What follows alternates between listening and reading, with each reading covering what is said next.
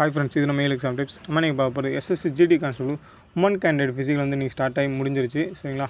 இந்த woman candidate ஃபிசிக்கலில் என்னென்ன நடந்துச்சுன்றது நம்ம கேண்டிடேட் ஒருத்தவங்க வந்து ரிவ்யூ கொடுத்துருவாங்க. அந்த ரிவ்யூ வந்து இந்த வீடியோ ஃபுல்லாக ஷேர் பண்ணுறேன், ஃபுல்லாக பாருங்கள்.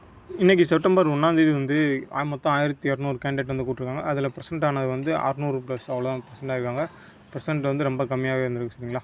இதுவும் இல்லாமல் பாஸ், அதாவது ஃபிசிக்கல் வந்து பாஸ் பண்ணவங்க வந்து ஒரு 250 to 300 பேர் தான் பாஸ் பண்ணியிருக்காங்க. பாதி தான் பாஸ் பண்ணியிருக்காங்க, பாதி தான் ப்ரெசென்ட் ஆகிருக்காங்க.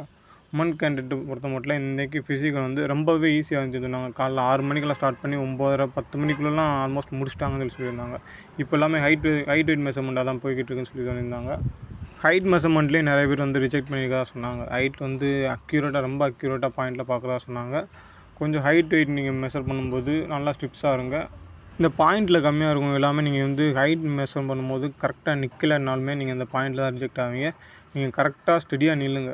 கழுத்து எல்லாமே நீங்கள் கரெக்டாக வச்சு நின்னா மட்டும்தான் அந்த பாயிண்டில் ரிஜெக்ட் ஆகிறதெல்லாம் தவிர்க்கலாம். சரிங்களா? ஹைட் வந்து ரொம்ப ஸ்ட்ரிக்டாக பார்க்குறதா சொன்னாங்க. கொஞ்சம் கரெக்டாக இருந்துக்கும். நாளைக்கு போகிற கேண்டிடேட்ஸ் வந்து கொஞ்சம் பார்த்து இருந்துக்கோங்க. கிரவுண்டு பார்த்திங்கன்னா அதே சேம் பரேட் கிரவுண்டு தான். ஆனால் அந்த பரேட் கிரவுண்ட் வந்து 385 மீட்டர் வந்து ட்ராக்கை வந்து 400 மீட்டர் ட்ராக்கை வந்து மாற்றிருக்காங்க. எக்ஸ்ட்ரா இருக்க இடத்துல வந்து இந்த எம்சாண்ட் அடித்து கொஞ்சம் லெவல் பண்ணியிருக்காங்க போல். அந்தமாரி 400 மீட்டர் வந்து ட்ராக் வச்சு 4 ரவுண்டு வந்து நீங்கள் ஓடுற மாதிரி இருக்கும். சரிங்களா? அந்த எம்சாண்டில் ஓடும்போது மட்டும் கொஞ்சம் பார்த்து ஓட சொன்னாங்க. கொஞ்சம் கால் உள்ளே போகிற மாதிரி இருக்க சொன்னாங்க. அதனால் எம்சாண்டில் ஓடுற மட்டும் கொஞ்சம் பார்த்து விடுவோம்.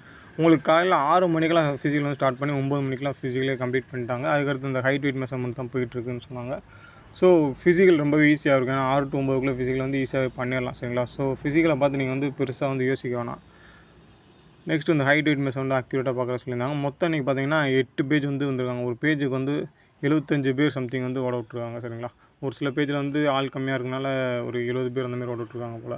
நாளைக்கு போகிற உமன் கேண்டிடேட்ஸ் யாரும் பெருசாக அந்த ஃபிசிக்கலை பற்றி ஒரி பண்ணிங்கன்னா ரொம்பவே ஈஸியாக இருக்கிறதா சொன்னாங்க. கிளைமேட்டும் சரி, மிச்சபடி எல்லாமே வந்து ஓகே தான், நல்லா தான் இருக்குன்னு சொன்னாங்க. என்ட்ரி பண்ணுறதும் என்ன காலையில் அவங்க வந்து 2:30 மணிக்கெலாம் போனால் சொன்னாங்க. 2:30 மணிக்கெலாம் போயிட்டு 3:30க்கெலாம் என்ட்ரி பண்ண ஆரம்பிச்சிட்டாங்க. அப்புறம் உள்ளே ஒரு 75 பேராக பேட்சாக உட்கார வச்சு இப்படி உள்ளே கூட்டு போனால் சொன்னாங்க. சரிங்களா? வேறு எதுவுமே பெருசாக ஒரி பண்ணுறதுக்குள்ள அளவு கிடையாது. நீங்கள் வந்து ஃப்ரீயாக போங்க, ஈஸியாக கிளியர் பண்ணிட்டு வரலாம்.